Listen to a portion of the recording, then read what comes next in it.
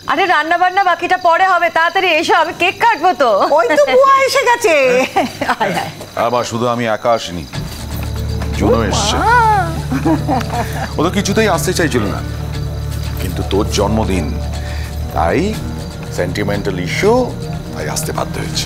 Thank you দাদা। হ্যাঁ, আমাদের বাড়ি কোনো অনুষ্ঠান আর জুন আন্টি আসবেন এটা হতে পারে? আচ্ছা জুন আন্টি, তুমি বলো তোমার ভালো লাগতো, তুমি পারতে না এসে? হ্যাঁ বুনিদি, হ্যাপি বার্থডে, তোমার জন্য একটা ছোট্ট gift. Thank you June, thank you so much. আমি বুঝতে পারলাম না অনিন্দিতা, তোমার যদি ম্যাডামকে ডাকার ইচ্ছেই ছিল তা আমাদের বাড়ির পার্টিতে ডাকতে। এখানে হঠাৎ ফ্যামিলি মেম্বারসদের মাঝখানে ওনাকে ডাকার কারণ আমি খুঁজে পাচ্ছি না। তুমি তো জানো তোমার জন্যই আমি আজকে সন্ধ্যেবেলা পার্টিটা রেখেছি। সেই পার্টিতে তোমার পছন্দের লোকই আসবে, তো সেখানে ডাকতে পারতে। না মানে আমি এখানে এসেছি বলে কি আপনার কোনো প্রবলেম হচ্ছে নাকি? আমি আপত্তি করার কে? আর আমার আপত্তিতে কারো কিছু এসে যায় না, সেটা আপনি ভালো করে জানেন। এই অনুষ্ঠানটা তো কেক কাটিং অনুষ্ঠান, ফ্যামিলি মেম্বারসদের। সেই সূত্রে আমার এই বাড়িতে আসা। আমি আমার স্ত্রীর জন্য একটা পার্টি রেখেছি, সেখানেই আপনাকে ডাকতে পারতাম, আর সেখানে এলে আমি খুশি হতাম। এক্সকিউজ মি,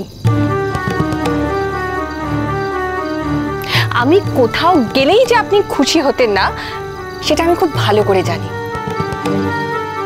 আপনি দেখছি স্পষ্ট কথা একদম বুঝতে পারেন। বাহ, এই আপনার প্রথম গুণ আমার চোখে ধরা পড়ল। বল, শি ইজ মাই গেস্ট, আর এথিক্স আর ভদ্রতা বলে যে আমার গেস্টকে তুমি অপমান করতে পারো না, যেমন আমি তোমার বাড়িতে গিয়ে তোমার গেস্টকে অপমান করতে পারি না। আর এই বাড়িটা আমার, তোমার না। সরি অনিন্দদা, অবশ্য আমি এটা জানি যে এটা আমার বাড়ি নয়, সেটা আমি স্পষ্টভাবেই জানি, খুব ক্লিয়ারলি জানি। তবে আপনার মানে ম্যাডামকে আমি অপমান করার জন্য কিছু বলিনি। আমি বলেছি আমার স্ত্রীকে কথাগুলো। আর বেসিক্যালি আমি তো আমার বাড়িতে আসার জন্য ওনাকে ইনভাইট দিচ্ছিলাম। সে ইনভাইট পেয়ে যে উনি এতটা অপমানিত ফিল করবেন সেটা তো আমি ঠিক বুঝতে পারিনি। মান অপমান বোধটা জুনের আছে, হয়তো অন্যদের থেকে একটু বেশিই আছে। শোনো জুন, আমি তোমাকে ডেকেছি আর আমার দাদা তোমাকে এখানে নিয়ে এসেছে, এর মধ্যে থার্ড পার্সনের ইন্টারফারেন্সে কোনো দরকার নেই। এসো, চলো আমরা সবাই মিলে কেকটা কাটি। জুন, তুমি এসেছো তো আমি খুব খুশি হয়েছি। নাও বৌমা, এবারে কেকের উপরে মোমবাতিটা দিয়ে আলোটা জ্বালিয়ে দাও। আলোটা জুনই জ্বালাক বাবা।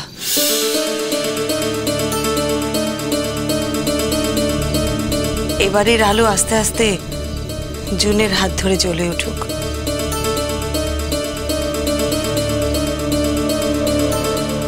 আমি খুব একটা ভালো আলো জ্বালাতে পারি না, নিভে যাবে শুধু শুধু। ওকে, তুমি যে নিজের অক্ষমতাটা স্বীকার করে নিলে, এই যে বললে যে তুমি পারবে না, আই এম হ্যাপি শ্রীময়ী। ঠিক আছে, তুমি যখন বলছো আমি আলোটা জ্বালাই। কামান আন্টি, তুমি বাড়িতে এত রান্না বান্না করো আর বাড়ির এত কাজ করো, আর একটা মোমবাতি জ্বালাতে পারবে না প্লিজ? কি যে বলছো। সব আলো কি সবার হাতে জ্বলে মা?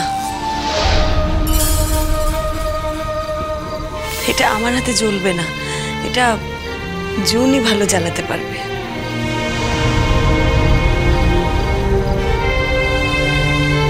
তুমি কোনো কথা নর্মালি বলতে পারো না, সব কথা ব্যঙ্গ করে বলতে হয়। আলোটা জুনই জ্বালাবে। জুন, আলোটা জ্বালাও। আমি বলছি আলোটা জ্বালাও।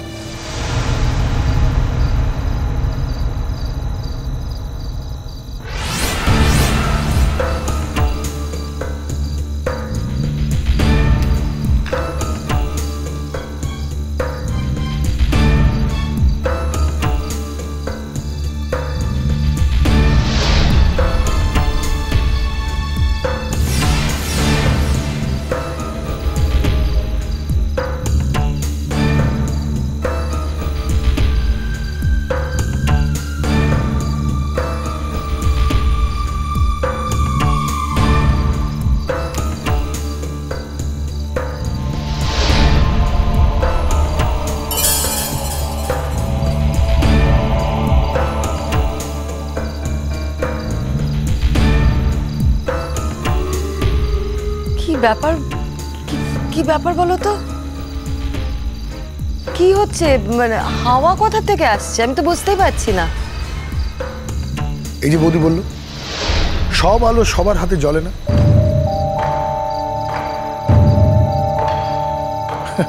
সেটাই দেখছি ঠিক হয়ে গেল। কথাটা ঠিক জায়গায় লেগে গেছে। বলছি বৌদি আলোটা জ্বালিয়ে দাও। আলোটা জুনই জ্বালাবে। জুন, আলোটা জ্বালাও। আমি আড়াল করছি, তুমি জ্বালাও।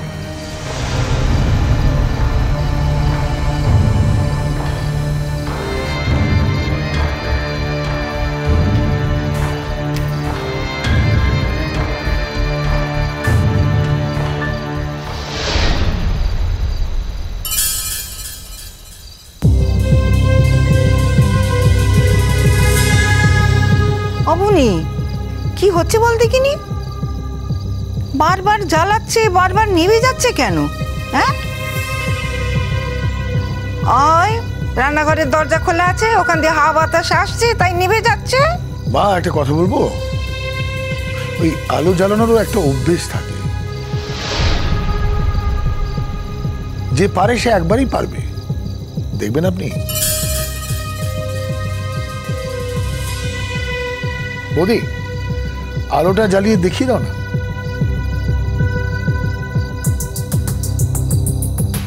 আমি না চ্যালেঞ্জ করছি, হ্যাঁ আমি যে আলোটা জ্বালাতে পারিনি সেটা শ্রীময়ীও কিছুতেই জ্বালাতে পারবে না। ওকে ম্যাজিক জানে। বৌদি আলোটা জ্বালিয়ে প্রমাণ করে দাও না। আলো জ্বালানো সবার কাজ না। মাফ করো বলদা, আমি এখন আর ওই আলু জ্বালানোর প্রতিযোগিতায় নামতে পারবো না। তোমরা এতজন আছো তো, জ্বালিয়ে দাও না মোমবাতিটা। বলে তুমি তো সারাক্ষণ রান্নাঘরে থাকো, ওই গ্যাস জ্বালানো, তারপরে ওই অন্ধকার হয়ে গেলে মোমবাতি জ্বালানো, এগুলো তো তুমি সব ভালো পারো। সারাক্ষণ রান্নাঘরে থাকো বলে বলে আলো জ্বালানোর কায়দাটা তুমি শিখে গেছো। বলে জুন তো এসব করে না কো, সে তো আপিস যায়। হ্যাঁ, জুনকে গিয়ে আপিসে না ওই গাদা গাদা ফাইল সই করতে হয়। ওকে বলো না 1 মিনিটে হাজার হাজার ফাইল ও সই করে দেবে। তুমি তো সেটা পারবে না কো। তুমি এসব কাজ কি করে পারবে? কাজে কাজে ধানাই পানাই না করে দেখি আলোটা জ্বালিয়ে দাও দেখিনি। আমার বোনের জন্মদিনটা নষ্ট করে দিও না কো। না না, আমি বুঝতে পারছি না মা, একটা সামান্য ব্যাপার নিয়ে তোমরা কেন কথা বাড়াচ্ছ? হ্যাঁ, বৌদির যদি আলো জ্বালাতে ইচ্ছে না হয় জ্বালাবে না, কি হয়েছে তাতে? আমার উপর শুধু শুধু দোষ চাপিও না ভুনি। এ বাড়িতে আমার ইচ্ছে অনিচ্ছের ধার কোনোদিনই কেউ ধারে না। তোমার দাদাই তো অর্ডার করলো যে জুন মোমবাতিটা জ্বালাবে। এখন তোমরা সবাই বলছো আমাকে আলোটা জ্বালিয়ে দিতে, আমি জ্বালিয়ে দিচ্ছি। দেখো, তোমার জন্মদিনটা নষ্ট করার কোনো ইচ্ছে কিন্তু আমার নেই।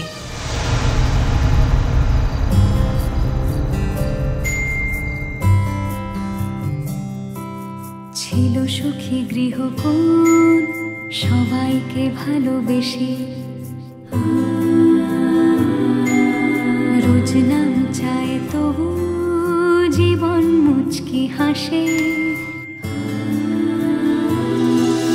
হঠাৎ অন্য হাওয়া আয়না খুঁজছে মুখ, একটু ভালো লাগায় ইচ্ছে কুড়োয় সুখ।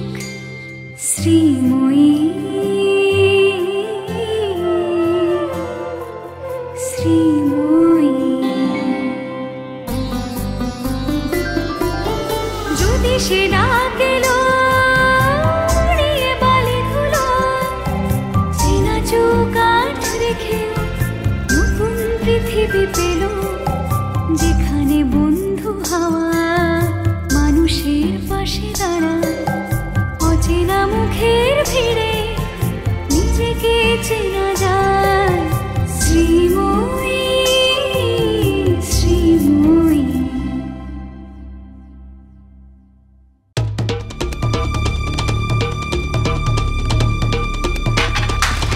চোট চোট চোট পড়েছে। কি অঙ্কিতা? কি এসব কি?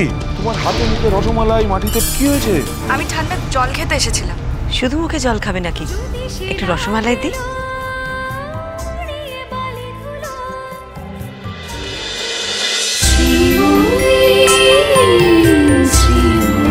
চলো চলো চলো চলো চলো পাল্টা